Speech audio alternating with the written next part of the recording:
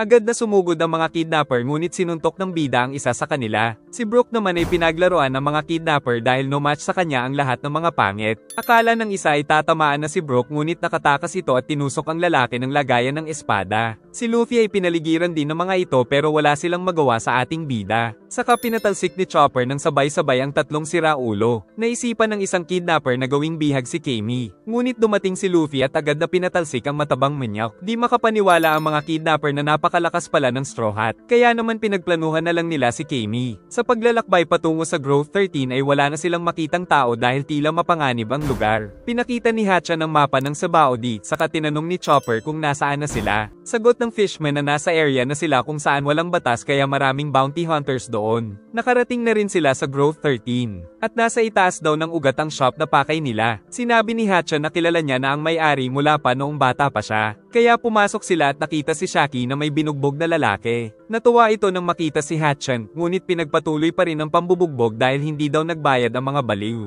Tapos naupo sila para mag-usap pero sila Luffy ay kinakain na ang mga pagkain sa ref. Tapos binigyan din ng babae si Chopper ng cotton candy. Pero siningil siya ng 100,000 kaya naiyak ang reindeer ngunit nagbibiro lang daw si Shaki. Nakikilala daw ni Shaki ang grupo ni Luffy dahil laman sila ng balita pero ngayon lang daw niya nakita ang skeleton. Kaya nagpakilala si Brook tapos kinain pa ni Shaki ang kalat sa mukha ni Brook kaya kinilig ang skeleton at tinanong kung anong kulay ng pantso ni Shaki. Giit ni Shaki na kapareho ni Luffy ng family name si Garp. Agad naman na inamin ng bida na lolo niya ito. At alam na rin agad ni Shaki ang pakay nila sa shop dahil nais nilang mapalagyan ng bubble ang buong barko. Pero sinabi ni Shaki na wala si Rayleigh dito na siyang gagawa ng trabaho. At 6 na buwan na daw itong hindi umuwi. Kaya giit ni Shaki na hanapin na lang daw nila ito sa parte ng Sabaody na walang batas kaya natatakot na si Chopper. Giit ni Shaki na mahilig daw magpunta sa Sabaody Park si Rayleigh kaya natuwa ang magkakaibigan. Ngunit pinag-iingat sila ni Shaki dahil may siyam pa daw ng mga pirata ang nandoon na higit sa 100 million ang bounty. Dahil noong pumasok daw sila sa Grand Line ay may mga kasabay daw silang malalakas na pirata na sa ibang ruta dumaan ngunit lahat sila ay magkikita sa Sabaody Archipelago. At ang 5 mga super rookie captain ang lagi nilang nababasa sa dyaryo. Saka sinabi ni Shaki na sa mga super rookie ay pangalawa lang daw si Luffy sa pataasan ng bounty. Sa Grove number 24 kung nasaan ang mga resto ay napakalakas kumain ng isang babae. Sa kabilang banda naman ay naiinis ang isang mafia pirates captain sa table manners ng babae kaya nais niya itong patayin. Giit ng bata niyang malapit lang daw dito ang Navy. Pero sinaksak niya ito sa mata at pinakilala itong si Capone Bedge na may 138 million bounty. Sunod naman na pinakilala ay si Jewelry Bonnie na may 140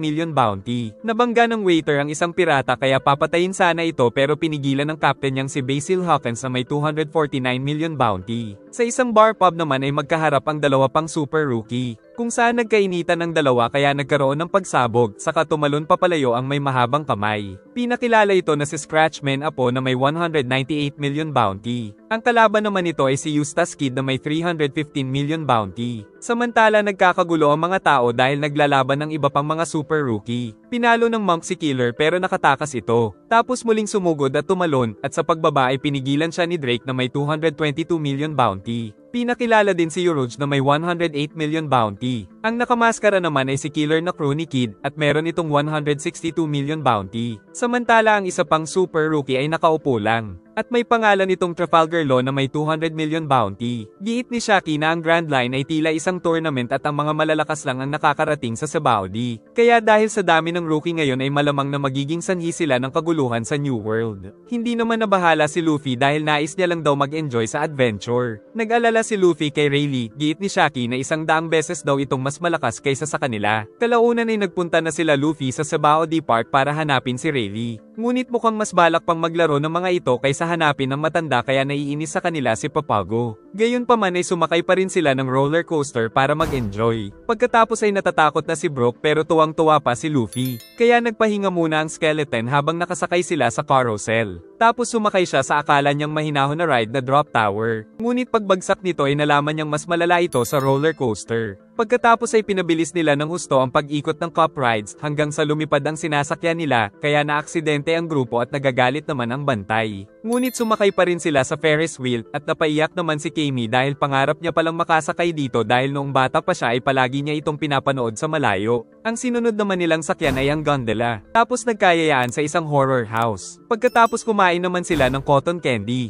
At niyakap ang isang mascot na tao. Subalit may isang mascot ang mukhang pinagbabalakan silang makidnap. Dahil bago pala siya magpunta dito ay nag-report sa kanya ang mga tauhan na may kasamang isang sirena ang Straw Hat Pirates. Napatunayan daw nila ito nang makita nila ang buntot ng matanggal ang sapatos ng sirena. Kaya habang abala ang mga kasama ay nilapitan niya si Kami na walang malay. Dumating ang isa pang pangit na celestial dragon ngunit kahit sila Euroj ay natatakot dahil pag sinaktan nila ito ay tatapusin sila ng isang admiral. Ipinakitang napakalupit talaga ng spoiled brat na ito dahil kahit pagod na ang alipin ay pinapahirapan niya pa ito lalo. Tapos nang makita na may emergency ay lumapit ang pangit sa kanila. Nakiusap ang mga ito na pagbigyan sila dahil mamamatay na ang lalaki. Subalit sinipa pa ito ni Boy Pangit dahil nais niyang lumuhad lang ang lahat ng mga tao pag naglalakad siya. Samantala ang mga super rookie ay nanunood lang sa gilid. Tapos nang makita pa ng Celestial Dragon ang magandang nurse ay pinagmasdan niya ang katawan nito. At agad na nagdesisyon na gagawin niya itong pang-13 asawa dahil sawa na daw siya sa ika-1 hanggang ika-5 niyang asawa.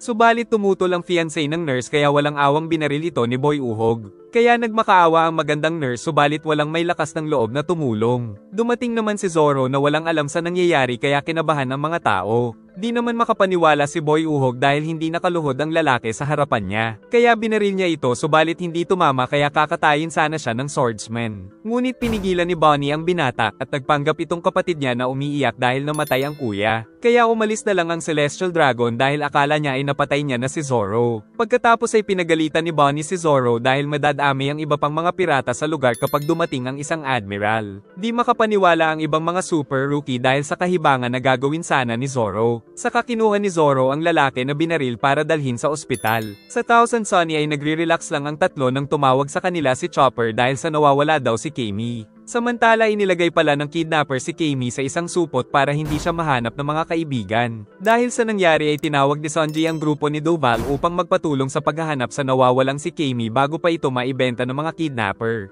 Hindi na sila nag-aksaya pa ng panahon kaya sumakay sila Frankie at Usopp sa mga Flying Fish Riders at si Sanji naman ay kay Doval sumakay. Agad na umalis ang mga ito para hanapin si Kami, subalit sila Doval ay nasa full speed na daw dahil mabagal ang Bison. Habang naghihintay sila Brook sa pagdating nila Sanji ay nagawa pang magkape ng musician dahil wala daw may itulong ang pagpapanik. Lumipad sa Sabaody ang mga riders upang mabilis na mahanap ang sirena. Pagdating ay agad na bumaba si Usopp. Ngunit nainis siya nang makitang todo relax ang dalawa kaya binatukan ng mga ito kaya may bukol silang umangkas sa mga flying fish. Samantala naiinis na si Sanji dahil napakabagal ng sasakyan ni Doval. Nagtungo si Zoro sa isang ospital subalit tinignan muna ng doktor kung isa itong alipin dahil mas mahal daw ang singil nila sa mga alipin. Nagalit naman si Zoro dahil kailangan na nito ng tulong. Pagkatapos ay umalis na si Zoro para bumalik sa ship. Sila Luffy naman ay hinahanap si Kami sa tindahan ng mga alipin, kung saan napakarami ng mga ito na naka-display. Tinignan nila ang lahat ng mga ito subalit hindi nila nahanap si Kami. Kaya umalis sila at sa labas naghanap nang may makakita na naman kay Luffy ng mga bounty hunter. Hindi naman mapigilan ni Papago ang pag-iyak at sinasabi pa nitong dapat ay hindi sila nagpunta sa amusement park dahil bawal doon ang mga fishmen. Nagtanong si Luffy kay Hatchan kung ano ang tinutukoy ng starfish. Sinabi naman ni Papago na kalaban daw ng mga fishmen at mermaid ang lahat ng mga tao sa Sabaody. Kinwento ni Robin ang kasaysayan tungkol sa mga fishmen na tinutugis lang daw noon dahil ang tingin lang sa kanila ay mga hayop. Ngunit ang parte ng kasaysayan ay umiiral pa rin sa lugar kagaya ng pagtitinda ng mga alipin. Kinwento din nila Papago at Hatchan kay Luffy na mapanganib para sa kanila ang magpunta sa Sabaody dahil ang tingin sa kanila ng mga tao dito ay mga hayop lang. Dumating si Frankie na agad na sinabi sa dalawang dalaga na nakidnap si Kami. Samantala kumpiyansa naman si Luffy na may iligtas niya ang sirena. Saka dumating ang tauhan ni Doval kaya sumakay sa flying fish sila Luffy, Papago at Hatchan para mabilis na mahanap si Kami. Dumating si Peterman sa auction house dala ang nakidnap. Nang makita ng bantay si Kami ay namangha ito dahil napakamahal ng presyo ng isang sirena, samantala natatakot na si Kami. Dumating ang dalawang Celestial Dragon kaya agad na nagbigay galang ang bantay ng auction house. Dumating na rin ang mag-amang Celestial Dragon na pamilya ni Boy Pangit kanina. Maging si Eustace Kid ay nagpunta din sa auction house at sinasabing mas mabuti pa daw ang mga kriminal kaysa sa mga namumuno sa world government. Ngunit doon ay nakita din nila si Trafalgar Law. Dinala ng mga tauhan si Kami upang ihanda para sa bidding ngayong gabi, kung saan pinipilit nilang ilagay sa sirena ang sumasabog na collar. Dumating si Disco na siyang mastermind sa auction house para tignan ng sirena ng personal pero dinilaan pa siya nito kaya nasampal. Giit ni Kami na darating daw si Hatchan para iligtas siya, ngunit lalong nainis sa kanya ang may-ari ng auction house. At pinilit nila si Kami na magsuot ng collar ngunit biglang nawala ng malay si Disco. Nakagagawan pala ng isang matanda na nakakulong na walang iba kundi si Silver Rayleigh na kanang kamay ni Gold Roger. Nabalitaan ni Garp ang tungkol kay Rayleigh na ibinibenta lang sa auction dahil walang nakakakilala sa kanya doon, ngunit tinawanan lang ito ng matanda at sinabing siya na daw ang bahala kaya wag na itong sabihin kay Sengoku. Dagdag pa ni Garp na kapag hindi sila nag-ingat ay baka mabawasan pa ng maraming bilang ang hanay ng Marines. Samantala, magsisimula na ang programa ng auction house sa pamumuno ni Mr. Disco. Unang ipinakita ang isang nakidnap na musician mula pa sa West Blue na si Byron. Nagsimula ang bidding kung sino ang makakabili sa kawawang musician, hanggang sa umabot ang presyo sa 600,000 at maipagbili si Byron. Subalit ang ibang sumali sa bidding ay kasabwat pala ni Disco upang tumaas ang mga offer. Nakita ni Sanji sa listahan na ang presyo pala ng isang sirena ay 70 million kaya maraming nais manghuli ng mga ito. Kaya naman lalong nagmadali si Sanji na mahanap si Kami. Samantala patuloy ang paghahanap ng Flying Fish Riders habang sakay ang Straw Hat Crew. Nabalitaan nila Usopp mula sa isang kidnappers na nagdala daw si Peterman ng isang sirena sa auction house kaya nasapawan ang dinala nilang giant doon. Kaya agad na binalita ng kasama ni Usopp na si Peterman ang salarin at nasa Grove No. 1 auction house ito. Agad na nagtungo ang mga Flying Fish Riders nang mabalitaan ito. Samantala si Zoro ay may nakaharap na mga siraulo nang hinahanap niya na ang Grove No. 1 sa pag-aakalang nandoon ang barko nila. Ngunit nagbalak ang mga ito na kunin ang bounty niya pero natakot sila sa aura ng lalaki. Nagpatuloy ang programa sa auction house kaya naiiyak na si Sanji. Giit ni Duval na pang main event daw ang mga sirena kaya siguradong aabot pa silang hindi pa ito naiibenta. Dagdag pa ni Duval na simula pa lang ay alam niya na kung saan ibebenta ang sirena kaya kanina pa sila patungo sa Grove No. 1 kaya mauuna daw silang dumating sa auction house na siyang patunay na siya ang pinakamatalino sa mga kasama. Ngunit pagdating ay naunahan pa sila nila Chopper kaya sinampal siya ni Sanji. Kalaunan ay dumating na rin ang ilan sa mga kasama para iligtas ang sirena. Ngunit ayaw pumayag ng mga bantay na isauli si Kami at nagbanta pa itong isusumbong sila sa Navy. Inis na inis ang magkakaibigan ngunit ayaw talagang pumayag ng bantay. Kaya papasabugin na sana ito ni Frankie. Pero pinigilan siya ni Hatchan dahil nasa loob din ng mga Celestial Dragon at baka mapahamak din si Kami dahil paniguradong may collar na ito na sumasabog. Kaya pinigilan din ni Chopper si Sanji. Sinabi naman ni Nami na mababawi nila sa maayos na paraan ang sirena. Sa loob ay pilit na dinala ang isang pirate captain na takot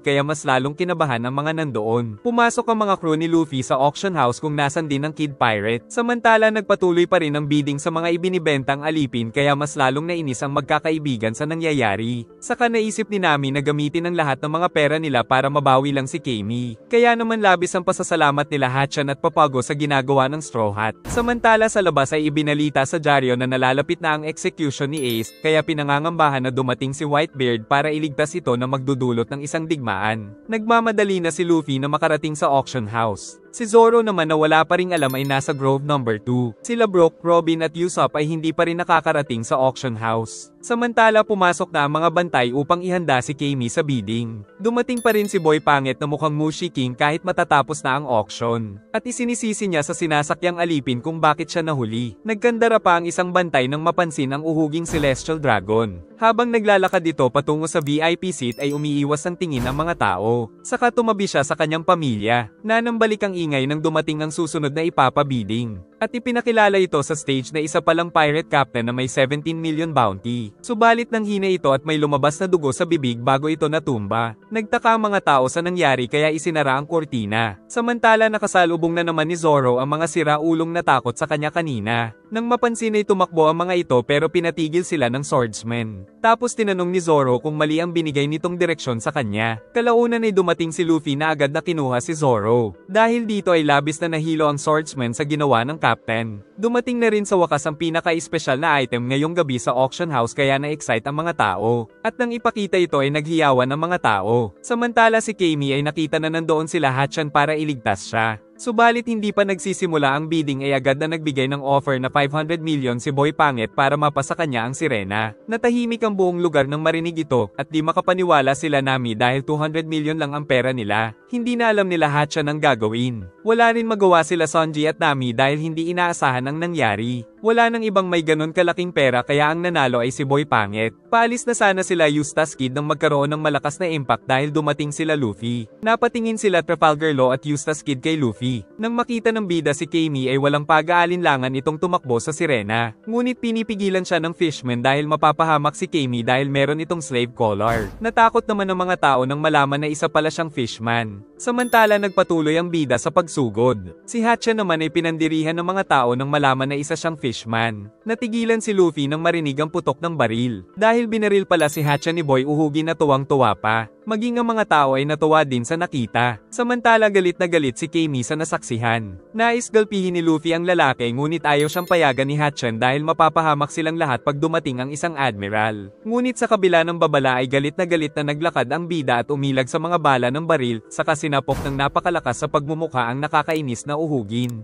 Buti nga sa'yo Boy Pangit, di makapaniwala ang mga tao na may mangangahas na gumawa nito. Nagalit ang tatay ni Boy Uhugin kaya pinagbabaril ang bida at nagtakbuhan ng mga tao dahil alam nilang may darating na Navy Admiral. Samantala si Sanji ay inatake ang mga bantay ng auction house. Dumating ang marami pang knight samantala si Rayleigh ay tahimik lang sa loob ng kulungan. Inatake ng Straw Hat Pirates ang maraming knight, si Zoro naman ay pinalipad sa ere ang mga ito. At sinuntok sila ni Frankie ng humahabang kamay. Tapos sinunog din sila nito gamit ang fresh fire. Nagpahabol si Nami tapos biglang napatikot ay natapilok pala tapos inatake ng kuryente ang mga ito. Mas lalong nadadagdagan ang galit ng Celestial Dragon dahil sa nakikitang ginagawa ng Straw Hat Pirates. Kaya ipinag-utos sa tauhan na tumawag na ng isang Navy Admiral. Samantala si Usopp ay hindi pa rin nakakarating sa auction house kaya minadali niya ang piloto ngunit nahulog siya nito. Mabuti ay nailigtas siya ni Robin gamit ang kapangyarihan. Maging si Brook ay hindi pa pala nakakarating. Sa labas ay kagad na dumating ang maraming marine. Habang tumatakbo ang mga tao ay nakatakas na pala si Rayleigh sa kulungan. Samantala sa loob ay patuloy ang labanan, saka pinakawalan na din nila si Camie.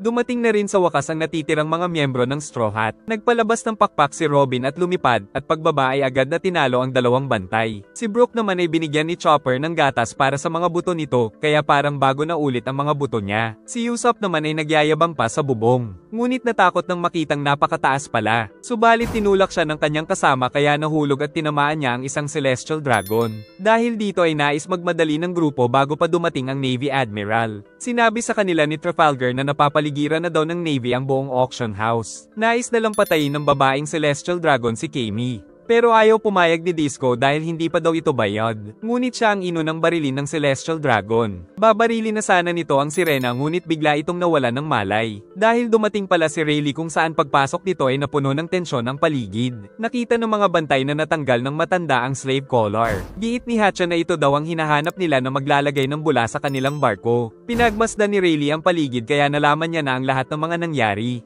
Tapos gumamit ito ng hockey kaya nakatulog ang lahat ng mga bantay sa paligid. At sinabi ni Rayleigh na bagay daw kay Luffy ang Straw Hat. Nagkakagulo ang mga tao sa labas ng mabalitaan ang ginawa ni Luffy. Maging ang ibang super rookie ay nababahala na sa pagdating ng isang Navy Admiral. Samantala sa Holy Land of Marijoy ay dismayado na talaga si Sengoku kay Straw Hat Luffy. Giit ni Admiral Kizaru na siya na daw ang bahala at tatapusin niya daw kagad ang kaguluhan doon. Si Disco naman ay napatawag sa kanyang boss na si Doflamingo dahil sa kaguluhan na kinakaharap. Subalit ayaw siyang tulungan ng warlord kung kailan nagkaroon ng kaguluhan. Dahil pinaghahanda daw ng world government ang 7 warlords of the sea para sa execution ni Ace dahil alam nilang darating doon si Whitebeard. Nilapatan ni Chopper ng first aid ang fishman. Samantala nais tulungan ni Rayleigh si Camie na tanggalin ang slave collar. Pero nababahala ang mga kaibigan na baka sumabog ito. Si Frankie naman ay naghahanap pa rin ng susi para dito. Kinakabahan sila nang tumutunog na ang slave collar dahil malapit na itong sumabog. Nakita na ni Frankie ang susi nang makarinig siya ng pagsabog. Nag-alala ang mga kaibigan sa sirena, subalit nakitang hindi ito nasaktan. Saka dumating si Frankie ngunit natanggal na ang collar. Kagad na niyakap ni Papago ang matalik na kaibigan. Napansin ni Rayleigh na may nanunood na iba pang mga pirata. Nakilala ni Eustace Kid si Rayleigh na kanang kamay ni Gold Roger ngunit giit ng matanda na matagal na daw siyang retire sa pagiging pirata. Sa labas ay napapaligiran na sila ng maraming mga cannon saka nagbabala ang Navy na sumuko na sila. Giit ni Rayleigh na hindi na siya tutulong dahil ayaw niyang matuklasan siya ng mga Marines. Ngunit gusto pa ito ni Captain Kidd dahil wawalisin niya daw ang mga marine sa labas. Paglabas ni Kidd ay sumama ang dalawa pang captain dahil nais ng bawat isa sa kanila na durugin ang mga marine. Samantala sa loob ay naghanda na ang mga kasama sa pagtakas. Umatake ng kanan ng mga marine ngunit pinatalbog lang ito ni Luffy pabalik. Si Kidd naman ay ginamit ang magnetic power para pabalikin ang bala ng cannon sa kanila. Ginamit ni Trafalgar ang kapangyarihan kaya pinagpalit ang ulo ng marine sa cannonball. Tapos nais ni Kidd na siya na ang bahala pero sumugod pa rin si Luffy at gumamit ng malaking net para hulihin ang mga cannonball. Saka pinaikot-ikot at may nahulog pa patungo kila Trafalgar at Kidd pero nakailag sila. Sumugod ang mga marine ngunit pinasabog lang sila ng bida gamit ang mga cannonball. Tapos nagpatuloy sa pag-atake ang mga cannon. Sumugod ang iba pang marine kaya inatake ng bida gamit ang paa. At sa muling pag-atake ng Navy ay tumalsik ang Straw Hat ni Luffy. Kinuha ni Eustace Kidd ang mga sandata patungo sa kanya tapos pinabalik niya ang mga ito sa mga marine kaya takbo sila. Kaya tinanong ng commander kung malapit na bang dumating si Kizaru. Samantala ang tatlong captain ay namamangha sa kapangyarihan ng bawat isa. Nag-enjoy ka ba? Salamat po sa panonood at pakiabangan po ng susunod na part saka mag-like and subscribe ka na rin Lodi para sa mas marami pang mga recap.